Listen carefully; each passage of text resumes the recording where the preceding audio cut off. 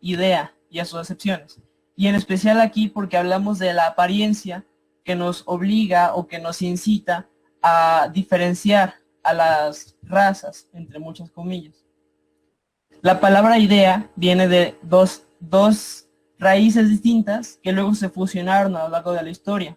Dos etimologías distintas que luego aparecieron, una en Grecia y otra en India, y se fusionaron a lo largo de la historia para darnos la misma palabra, idea. Viene del griego eidos, que significa apariencia, pero también significa yo vi. Entonces la apariencia nos da las ideas. Yo no puedo saber la composición exacta de un neumático, de una bocina, pero sí puedo darme una idea bastante general, cómo son sus rasgos más extremos, más grandes. Y a la vez viene en sánscrito la palabra Veda, que significa yo sé. Entonces, si fusionamos ambas, creemos históricamente y etimológicamente que al hablar de una idea es lo mismo decir yo veo o la apariencia que decir yo sé. Es lo mismo ver que saber. Y esto es un problema. Y para transmitirles la idea general de lo que vamos a hablar y cuál es la magnitud del problema, voy a hablarles de uno de los términos que aparecieron en los diarios y en los libros grandes de medicina del siglo XIX. Estamos en el siglo XXI, no ha pasado más de 200 años. Y existía en los libros de medicina palabras como esta, drapetomanía. Resulta que a un médico muy importante en Estados Unidos, Samuel A. Cartwright, había escrito, se le había encomendado que mejorara las condiciones sanitarias en una parte de Luisiana. Y él vio una cantidad de enfermedades que encuentra entre los esclavos negros de la zona.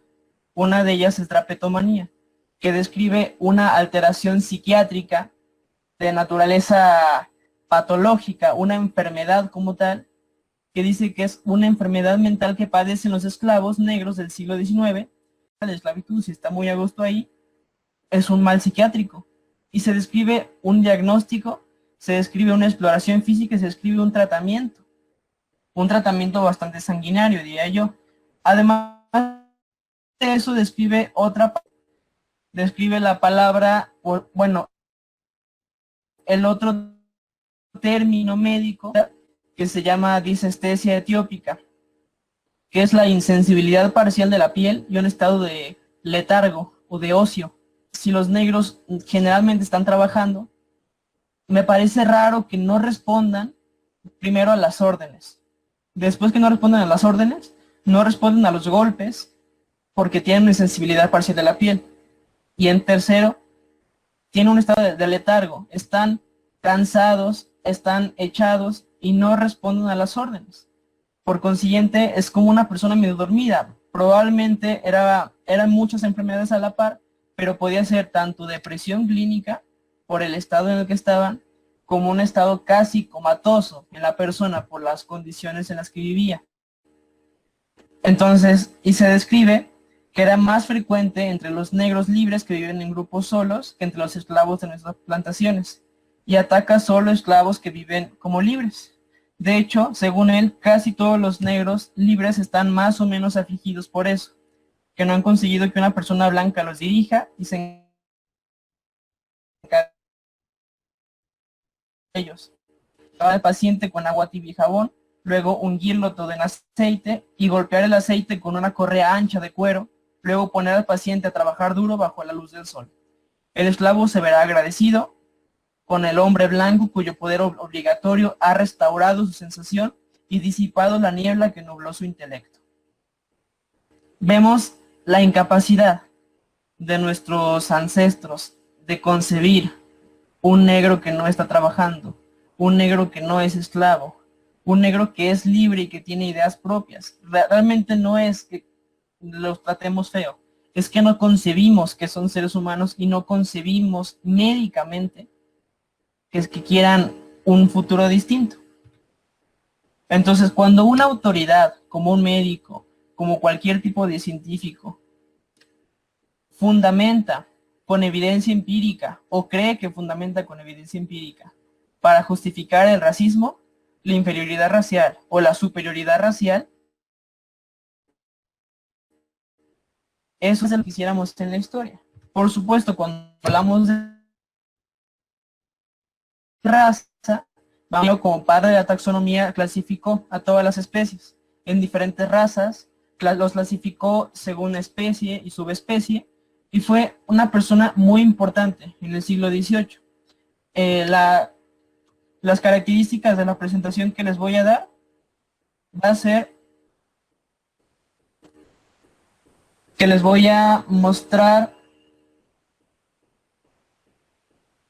en la parte de arriba a la izquierda la fecha para que nunca se pierdan en cuanto a ello, y les voy a mostrar, aquí siempre va a estar la fecha del momento en que estamos hablando, y en esta parte siempre va a estar una imagen del libro. Todos los libros los he consultado de primera mano y aquí están las referencias. Justo, cabello regulado por costumbres.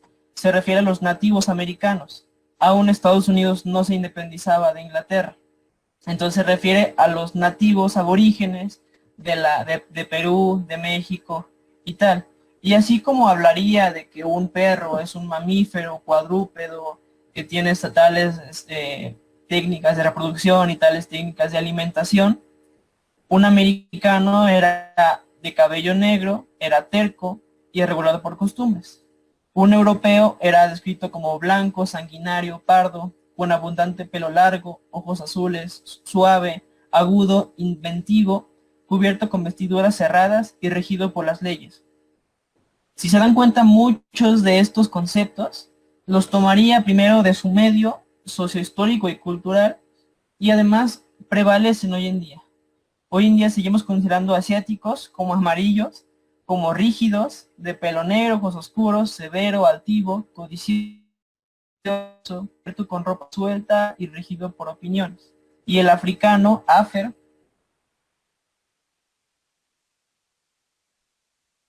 todo esto aparece aquí. Asiático y afer. Negro, flemático, relajado, de pelo negro, piel sedosa, nariz plana, labios tumidos, hembras sin vergüenza, glándulas mamarias dan leche en abundancia, astuto, perezoso, lujurioso, descuidado, se unge con grasa y regido por el capricho. Además de ello, vamos a encontrar vamos a encontrar una especie más que pertenece a la raza de Homo. Vamos a encontrar al Homo monstruosus, una subespecie que dice Homo ferus, de 4 patas, mudo y velludo. Es lo que hoy conocemos como pie grande o como el eslabón perdido, que se teorizaba desde la época entre los simios y los humanos. Y el Homo monstruoso se decía ágil pero pusilánime. Se decía que en América había una raza de hombres con un solo pie que eran especialmente rápidos y que cazaban. Aquel que va viajando por todo el mundo a intentar fichar a todos los seres, sino que recoge las historias y los casos de todos los escritores de la época y clasifica y dice, si existiera, estaría aquí, exista o no. Y luego en otro libro distinto, Linneo presenta otro grupo de hombres mitológicos, Homo antropomorfa, el sátiro, la hidra y el ave fénix. Ahora, un estudiante de Linneo, Johann Blumenbach, es progresión gradual según la latitud a la que se encontraban estos seres. Entonces, lo hacen en la cartografía. Todas las variedades son la misma especie. La diversidad climáticas y cartográficas. Entonces él dice, simplemente están degenerando. La raza humana apareció con un Adán, que por supuesto era blanco, como dice en la Biblia, y ese Adán aparece en Asia Oriental. A partir de ahí, la gente del mar Caspio era la gente que vivía en esa zona, era la gente perfecta, la gente que tenía las condiciones climáticas originales que hablaba en la Biblia y las condiciones que habían dado a la raza humana como inicio. Y luego decía, habían sufrido una serie de adaptaciones degenerativas o devolutivas a su paso por el mundo. Entonces, al adaptarse a las condiciones climáticas en África o en América, su fisionomía había cambiado y sin embargo eran menos perfectas. Sin embargo, él fue activista contra la trata de esclavos. Por supuesto, esta parte de su texto no fue tan difundido como el resto y se utilizó para que los negros eran una degeneración de las modificables. Si un africano se mueve a un área de mayor latitud, eventualmente su piel se volverá blanca, según lo que se creía en la época. Por consiguiente, él decía, a ver, si son iguales, si alguien que está en África se mueve hacia Asia Oriental otra vez y se mantiene ahí, por lo tanto, va a ser un blanco en cuestión de tiempo. Y me parece una falta de respeto que en lo que le toma hacerse blanco, sea esclavizado o sea menospreciado. Luego Benjamin Rush, que sería maestro de el médico que hablamos a continuación, él enseñó a Samuel Cartwright a referirse a los negros, pero él era antiesclavista y sin embargo el médico de que hablamos al principio de la presentación hablaba de la drapetomanía o de ciertas alteraciones que evidentemente eran racistas, incluso en la época. Benjamin Rush decía que los no blancos, porque lo había leído en algún lado, lo comenta, eran realmente blancos por debajo, pero estaban afectados por una forma no contagiosa de la lepra, que oscurece de que los no blancos no deben tiranizar a los negros, ya que su enfermedad debería darles derecho a una doble porción de humanidad. Y él hacía siempre énfasis en sus libros y de hecho hizo muchas investigaciones para intentar curar la enfermedad. La enfermedad aparece en los libros de medicina como negroidismo. El negroidismo es una forma no contagiosa de lepra que vuelve a las personas sanas en negros, cosa que es una condición, según él mismo, negativa. Ahora, Benjamin Rush fue un médico y fue político. De hecho, él firmó la Declaración de Independencia de Estados Unidos, entre muchos otros. Y él hablaba también de la escuela pública gratuita, fundó la psiquiatría estadounidense y abogó contra la pena de muerte y a favor de la educación para las mujeres.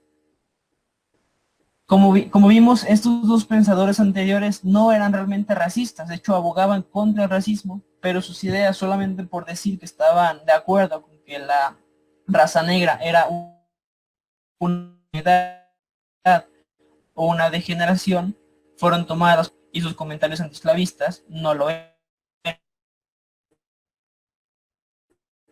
Meiners, y él hablaba de que los pueblos se dividían en dos: la raza blanca hermosa, así lo dicen sus textos en alemán, y la raza negra fea. Más gruesa, tienen características fisionómicas primitivas, por consiguiente sus cuerpos pueden digerir carne cruda o pueden digerir desechos como, no sé, como a la época se cree de algunos animales todavía, y pueden estar a la intemperie. Por consiguiente, el blanco, por sus características no primitivas y sus características evolucionadas, requería una casa cálida para yacer y requería una alimentación particular de comida cocida, de no exponerse al dolor o a la intemperie, cambios de temperatura graves y tal. Sin embargo, el negro no. El negro puede estar, dice, intemperie, soportar granizo, puede soportar cualquier cosa sin verse afectado. No siente dolor, por eso hay que golpearlos con más fuerza, porque lo que nosotros sentimos de dolor, ellos lo sienten como 10 veces menos, y a la vez pueden participar de alimentos peores, incluso echados a perder, y no les pasa absolutamente nada. Otro pensador de la época, que también pensaba como Benjamin Rush en esto de que los negros eran blancos por dentro, fue John Hunter. Y John Hunter lo menciono solo brevemente porque no escribió mucho al respecto. Pero él decía, oye, si agarro un negro, y lo hizo de hecho, un esclavo suyo, y tomo algo caliente y lo quemo, le quemo el brazo, se ve blanco en la parte quemada. Por consiguiente, eso me prueba que solamente es una capa externa y que son blancos por dentro. Lo que incluso se volvió en la época interesante porque había españoles que intentaban bañar a sus negros para quitarles la condición negra, medicar a sus negros para que se curaran de enfermedades que se describían a la par, quemar a sus negros para ver si les quitaba cosas así. De Buffon es un conde importante que aparecería y que va a escribir 36 volúmenes de historia natural durante su vida. Él era conocido como uno de los grandes pensadores a la par que Rousseau, Montesquieu, Voltaire, y él va a generar una teoría que se llama monogenismo. Es importante porque luego vamos a ver el poligenismo. El monogenismo básicamente dice que todos los humanos venimos de una misma raza, de una misma especie, y que luego se dividió en subespecies. Que todos venimos de un solo Adán, porque siempre se hace referencia a la Biblia al respecto, y que por cambios ambientales, de Dios, cualquier cosa, habíamos movido nuestras características fisionómicas para ser primitivos como negros y para ser evolucionados como blancos. Él dice que la raza ideal también es la del marcario, y si los humanos fueran sometidos a las mismas condiciones ambientales por muchas generaciones, terminarían. La diferencia con Blumenbach es que él es matemático y enciclopedista. Él da a conocer esta misma idea de Blumenbach a todo el mundo, y la gente que se decía culta tenía que leer al conde de Buffon. Sus libros aún son importantes y aún se toman en cuenta en la Francia moderna. Sin embargo, la autoridad que tenían los científicos aún no era tal. Ya había aparecido desde el siglo XVI con Galileo Galilei y el método científico. Sin embargo, cuando hablamos de autoridad como tal, institucional, de la ciencia, aparecería hasta el siglo XIX, quizá a finales del siglo XVIII. Aún la filosofía, porque estamos en la Ilustración o poco después de la Ilustración, era la dominante de las grandes mentes pensadoras. Entonces las ideas de David Hume y de Immanuel Kant fueron las que prevalecieron por encima incluso de los médicos que hablamos antes. Y David Hume e Immanuel Kant en conjunto generan una corriente filosófica que se llama esencialismo. Estoy apto para suponer que los negros y en general todas las otras especies de hombres son naturalmente inferiores a los blancos. En Jamaica hablan de un negro como hombre de partes y de aprendizaje, pero es probable que sea admirado por logros muy delgados, como un loro que habla algunas palabras con claridad. Luego, una persona de la época, que se llama Beatty, un ensayista, dice básicamente, el que un esclavo negro no sepa leer ni escribir en un entorno de esclavismo, en donde no conoce el idioma, en donde nadie se lo enseña, y donde no lo consideran siquiera una persona inteligente como para ser educada, evidentemente no va a tener los logros que se espera, los logros de un gran pensador de la época, los logros de un gran músico, los logros de un gran lingüista. Comentó con mucha fuerza, tanto por el esencialismo racial como por las enfermedades que vimos antes, el racismo, y esto permitió a los grandes esclavistas, a la iglesia misma y a las grandes corporaciones del momento decir, no estamos haciendo mal a nadie, no estamos violando ningún derecho, garantía o bienestar, porque no hay tal, porque son diferentes. No es una contradicción hablar de bienestar de la sociedad y luego maltratar a los negros porque no son parte de la sociedad, según estos fundamentos. Entonces, esto es racismo científico y es un problema que va a achacarnos. Estamos en 1770 y vamos ya al siglo XIX, 1850. Hablábamos antes del poligenismo. Pues los poligenistas más importantes aparecen en América, por eso en algunos libros de historia se le habla de ellos como indigenismo americano. Y es importante porque, por ejemplo, Luis Agassiz, que fue uno de los grandes teóricos acerca del taxonomista de humanos, ni siquiera habla en la mayor parte de su obra de mamíferos. De hecho, él es ictiólogo, clasifica peces y hace estudios impresionantes en Europa y a lo largo del mundo acerca de la plan de clasificaciones, incluso del megalodón. Sin embargo, va a llegar un momento en que Agassiz, por cuestiones de trabajo, tiene que mudarse a Estados Unidos y se ve influenciado por el Dr. Morton y por la corriente poligenista que solo en Estados Unidos aparecía por el momento. Agassiz entonces escribe: parece una burla a la filantropía y a la filosofía asumir que todas las razas tienen las mismas habilidades, disfrutan de mismos poderes y muestran las mismas disposiciones naturales, y que como consecuencia de esta igualdad tienen derecho la misma posición en la sociedad humana. Una burla a la filantropía y a la filosofía. Y con esta parte, en una de sus cartas, quiero que se den cuenta de la preocupación que tiene la gente de la época en Estados Unidos y en el resto del mundo con respecto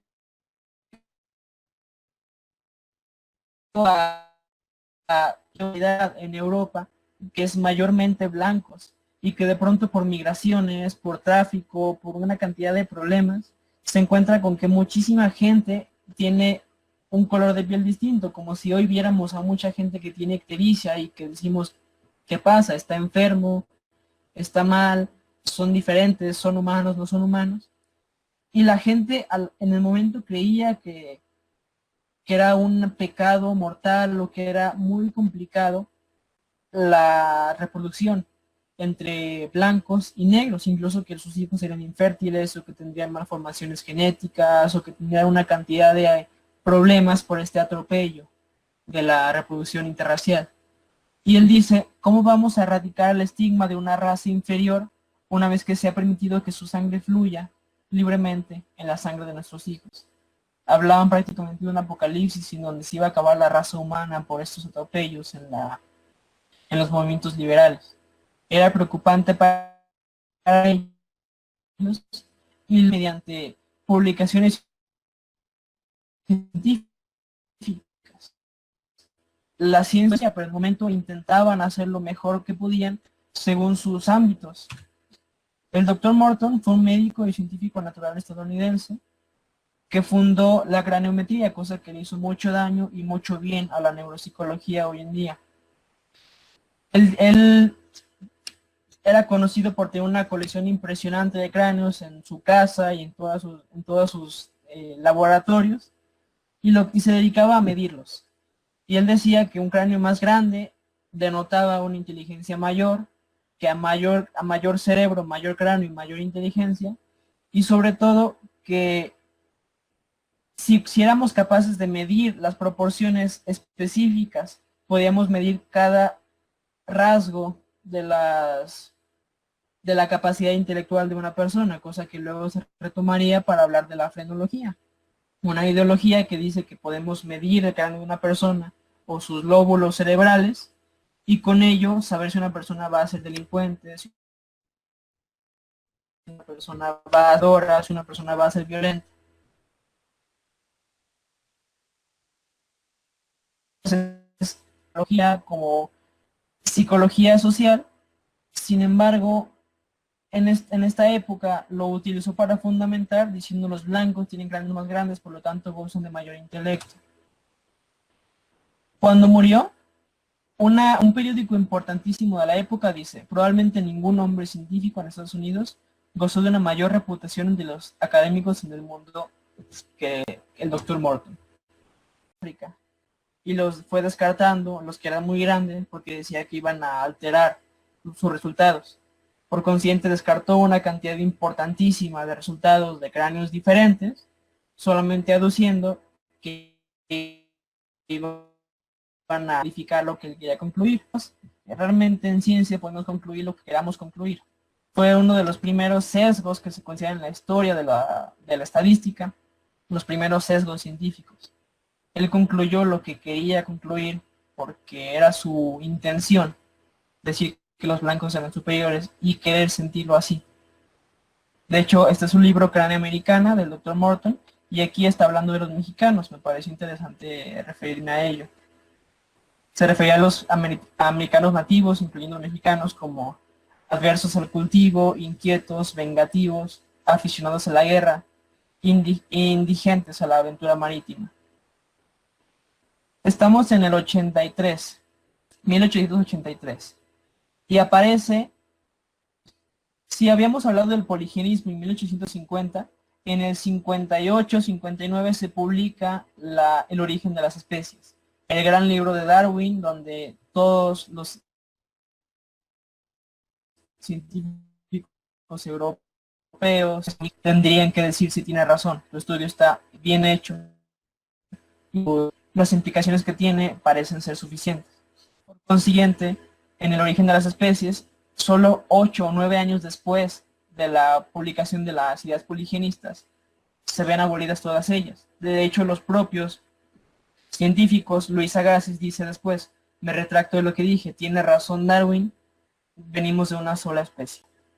Sin embargo, un medio primo de Darwin, Francis Galton, sería un estadístico impresionante, sería uno de los fundadores de lo que hoy conocemos como estadística inferencial y muchas de las formas que tenemos de correlacionar dos variables. Y él diría, oye, me gusta mucho lo que estás diciendo sobre la evolución y sobre la selección natural. Y si tú dices que la selección natural puede llevar a una raza a ser más fuerte, a un grupo de individuos a dominar sobre los demás y a ir eliminando sus defectos, yo creo, dice Galton, que podemos hacer selección natural, pero asistida. O sea, podemos obligar a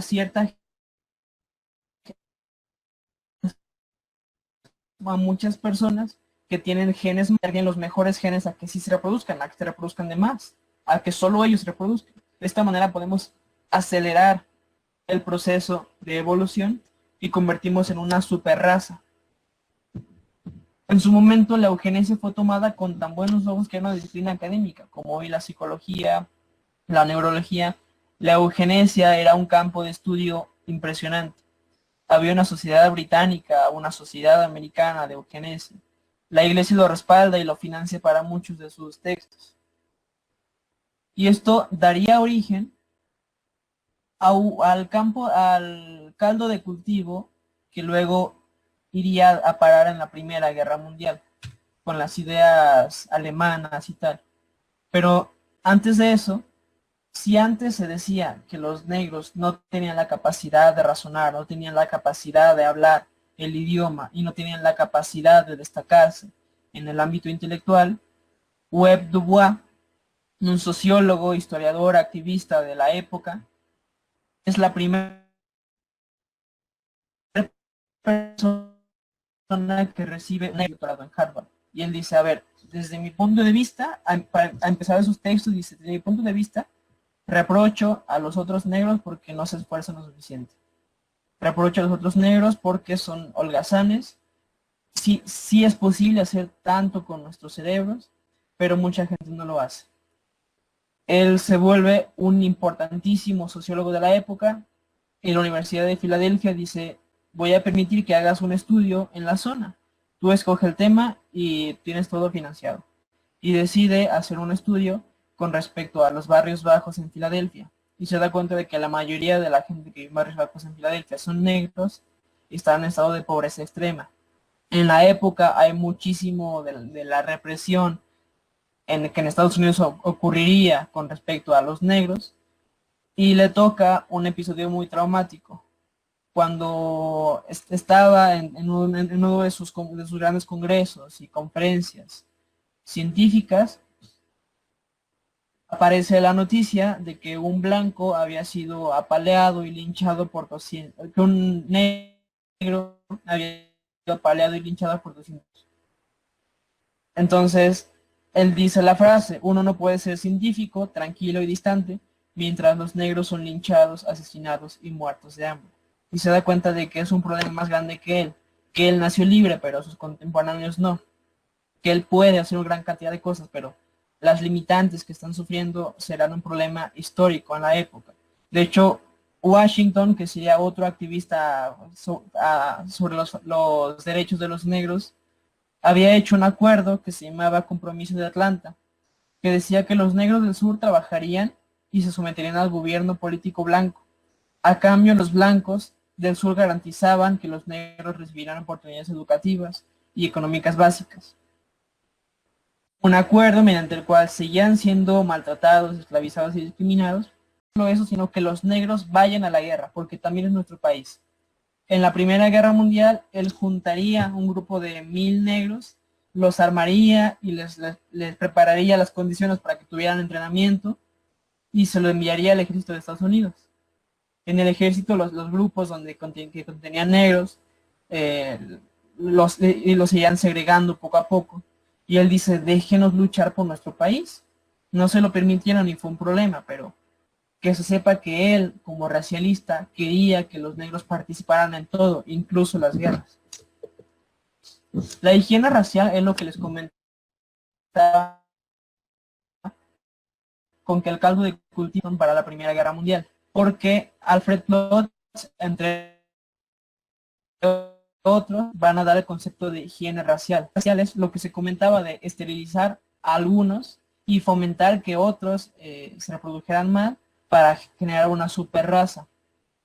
En el 33, en Alemania, ocurriría una esterilización obligatoria a todos los judíos, a los negros y a las personas que tuvieran cualquier enfermedad genética. Y hablaba de que con esto podría curar la criminalidad, el alcoholismo y problemas psiquiátricos.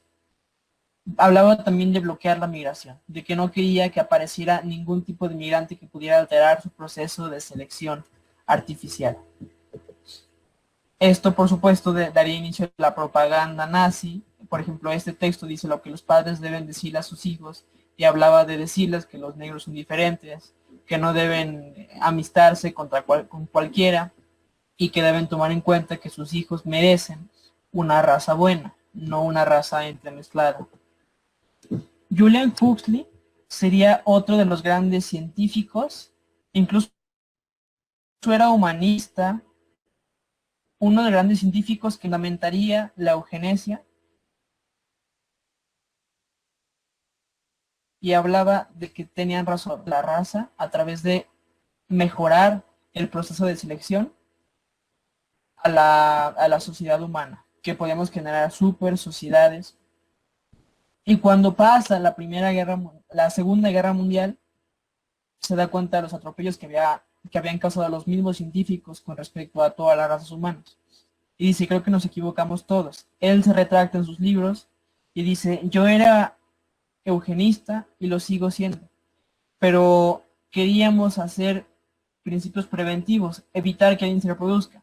Ahora vamos a buscar que la eugenesia sea curativa y correctiva, solamente para enfermedades genéticas y solamente cuando ya había nacido. No vamos a evitar ningún nacimiento, no vamos a evitar ninguna reproducción, no vamos a intervenir en las vidas de las personas porque esto ya vimos que es un problema con la Segunda Guerra Mundial. Y él establece como biólogo conceptos nuevos para sustituir a la palabra raza en la humanidad. El concepto de Kline, que refiere al cambio gradual de rasgos fenotípicos de una medioambiental. Y el término deme, que me parece muy bueno porque viene del griego demos, que significa población. Simplemente una población de la misma especie. Esta variabilidad tiene como ventaja una mayor resistencia a los diferentes factores que pueden provocar enfermedades. Malo fuera que no se trataran, malo fuera que todos fueran blancos si cuando van a la sabana o a ciertas zonas sufren de cáncer, de melanomas, de cualquier tipo de problema debido a la no adaptación. Y luego se describirán dentro de este ámbito de las clínicas ciertas reglas de la biología que a la fecha se siguen utilizando. Regla de Bergman en las especies homeotermas, características que favorece a una más adaptada relación volumen-superficie. Y esto se verá, por ejemplo, en los zorros. Resulta que dice que en las zonas más frías, los animales van a ser grandes, los animales van a ser más pequeños. en la misma especie. ¿Por qué pasa corporal? Por ejemplo, aquí tiene más superficie corporal y menos contenido. Por consiguiente, la mayoría de su superficie corporal está expuesta al ambiente y puede liberar el calor. Sin embargo, aquí su contenido, primero que tiene pelaje, y además tiene una cantidad grande de superficie corporal que no está en contacto directo con el ambiente, por lo tanto no pierde calor. Consecuente con la anterior, especies homeotermas, las dimensiones de sus apéndices, sus orejas o colas, van a disminuir, van a ser más pequeñas en los climas fríos. Y la regla de Glogger, la pigmentación de los individuos de una especie tiende a aumentar en los ambientes donde la radiación solar es más intensa y el clima más húmedo. Sabemos bien que es adaptación, sabemos bien que no es ningún tipo de defecto, o ningún tipo de... Mejor que sea así a que no hubiera ningún tipo de adaptación. El científico seguía. Hablamos del siglo XVII, del siglo XVIII, del siglo XIX, y estamos en el siglo XX y siguen encontrando uno tras otro los científicos alguna forma de justificar sus propias ideas discriminatorias o las de una élite política. El repositorio para la elección germinal fue un proyecto muy importante en el que participó un premio Nobel de Física que lo ganó en el 56. Él hablaba de que los negros, el premio Nobel dijo, los negros están evolucionando más rápido que los blancos. En el 72 propone un sistema de apoyos sociales que sea reemplazado este sistema de apoyos sociales por un plan de esterilización voluntaria. Y dice, por cada punto de IQ que esté por debajo del 100, el voluntario recibirá $1000 si lleva a cabo una vasectomía obligatoria, según si es hombre o mujer. Esto pasó del 72 al 99. Él donó su esperma y se buscaba que los hombres ilustres nueva generación, entonces se buscaba fomentar que las mujeres fueran a este centro y se pusieran el esperma de esta gente y generara hijos mejores de los que podían tener con un padre normal. Este centro cerró en el 99, pero se sigue hablando del tema y se sigue buscando este tipo de conjeturas para mejorar la raza. Ya estamos llegando a la era actual y en el 94 va a aparecer un libro especialmente controversial que a la fecha, este es uno de los libros, sino el libro que fundamenta una gran parte de las ideas de supremacía blanca en Estados Unidos.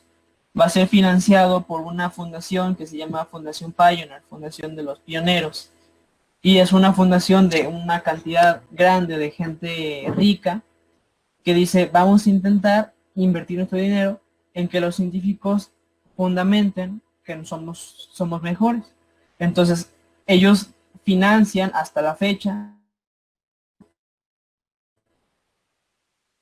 cualquier investigación y obviamente no financian ningún otro tipo de investigación, entonces tienen una ventaja superior los que investigan ese tipo de cosas. Se llama la curva de la campana y se llama así por haciendo referencia a la campana de Gauss, que es una campana de la distribución normal de una población que se describe en estadística. Básicamente dice que en muchos de los conceptos de la vida diaria, la mayoría de la población va a estar en medio. O sea, esto es una tabla de frecuencia, esto es, por ejemplo, bajo IQ, esto es alto IQ, la mayoría de la población está en 100.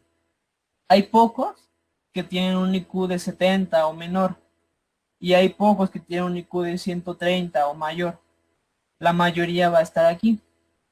Y ellos dicen, es injusto que si el IQ varía de esta manera, queramos nosotros poner en las escuelas, en un mismo grupo, a un montón de niños a competir entre ellos, cuando tienen un punto de partida desigual.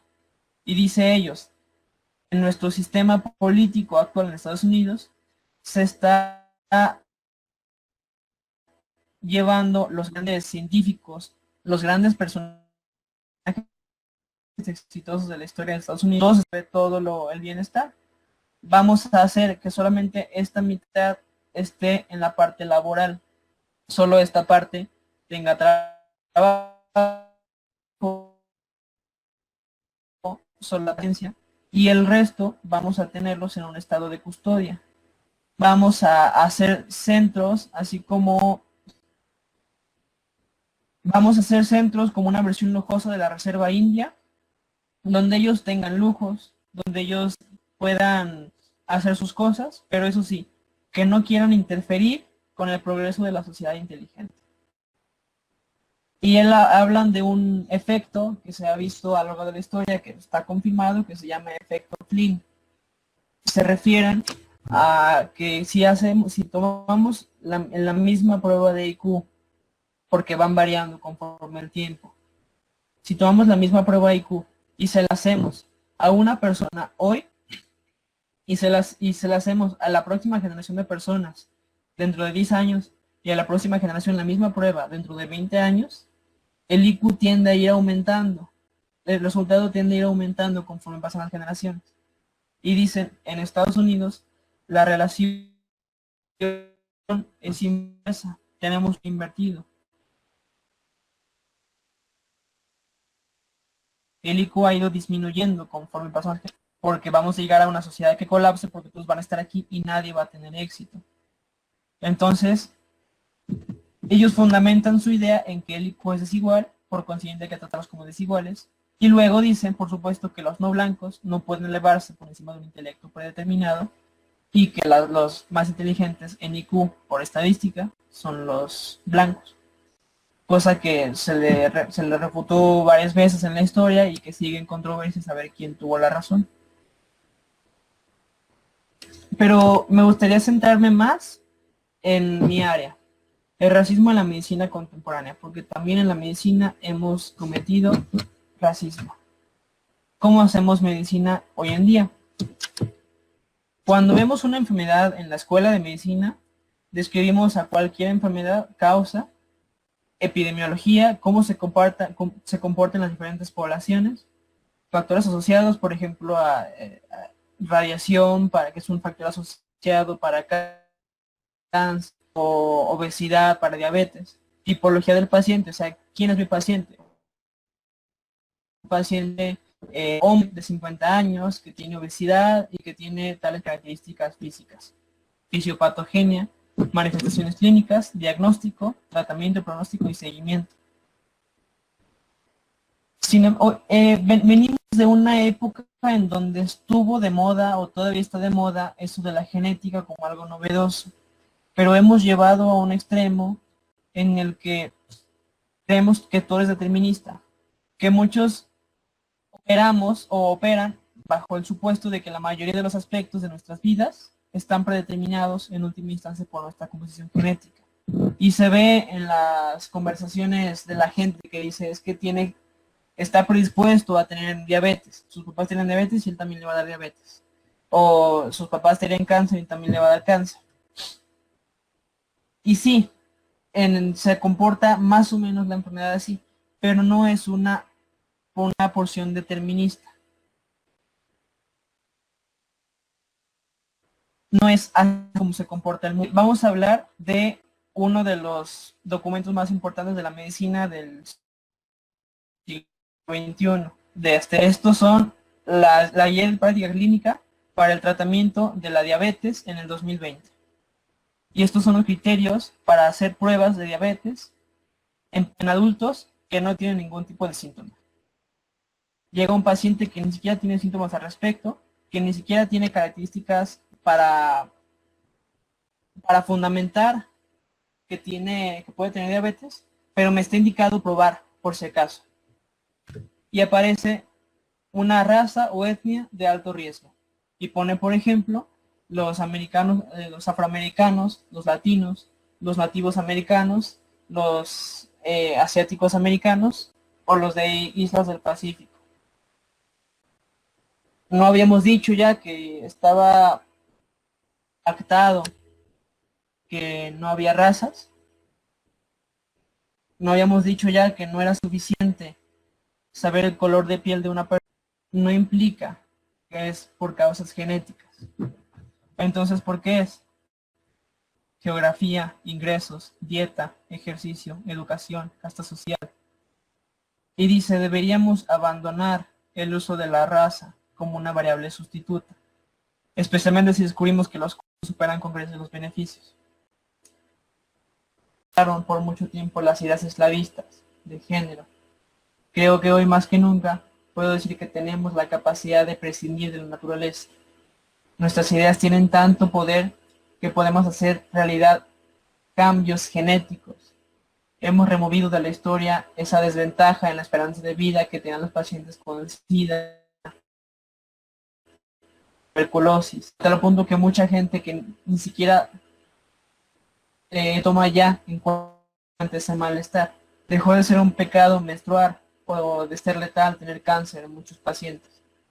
Hoy menos que nunca podemos aducir que la biología, sea este argumento verdadero o no, puede decirnos cómo comportarnos y mucho menos qué limitantes biológicas son incompensables o una desgracia, porque las limitantes biológicas no nos permitían hacer cosas como volar o lanzar bombas atómicas.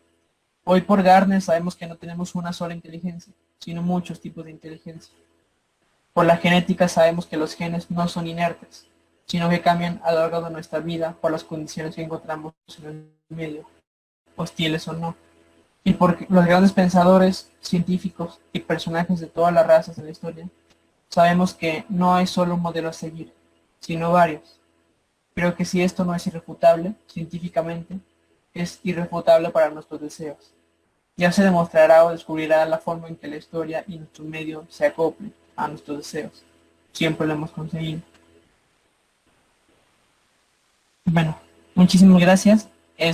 Mi nombre es Diego Sánchez Mataros. Este es mi contacto. ¿Tienen alguna pregunta o cualquier comentario?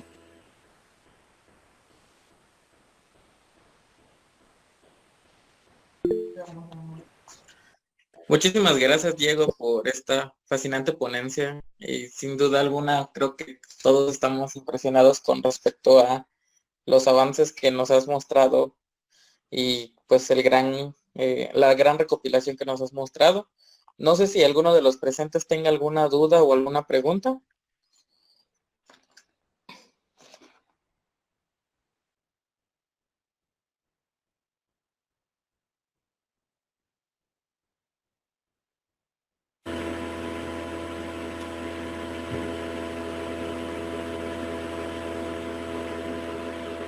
Bueno, ¿No hay dudas? ¿Preguntas? Parece que todo.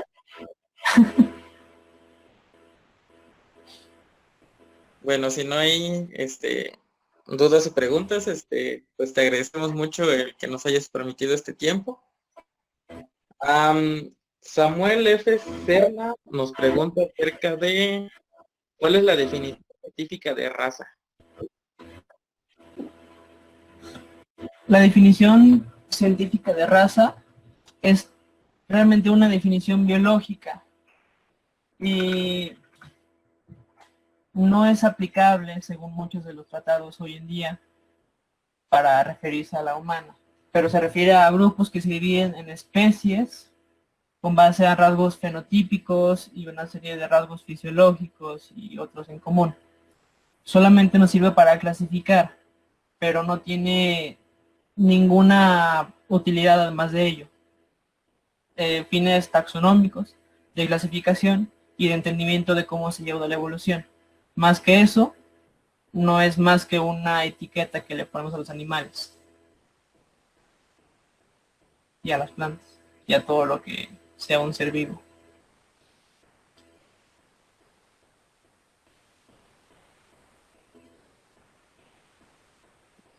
¿Alguna otra pregunta?